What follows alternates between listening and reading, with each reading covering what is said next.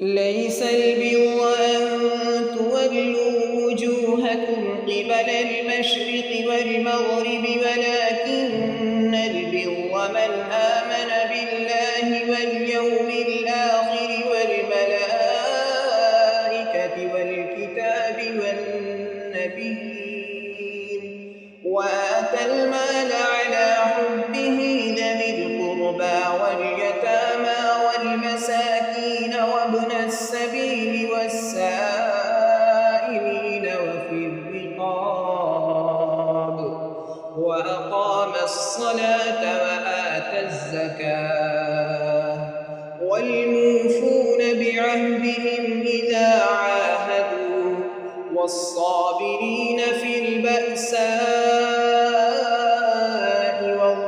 والضراء وحين البأس أولئك الذين صدقوا وأولئك هم المتقون.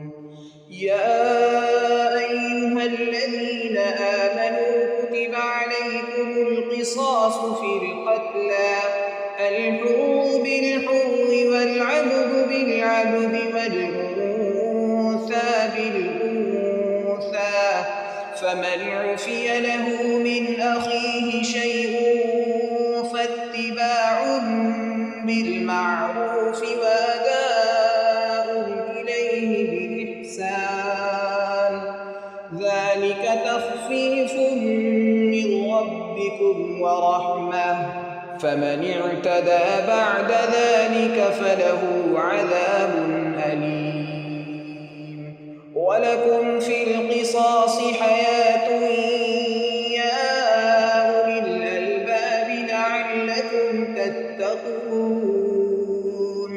كتب عليكم إذا حضر أحدكم الموت إن ترك خيرا الوصية للوالدين والأقربين بالمعروف حقا على المتقين فمن بدله بعدما سمعه فإنما إثمه على الذين يبدلونه إن الله سميع عليم.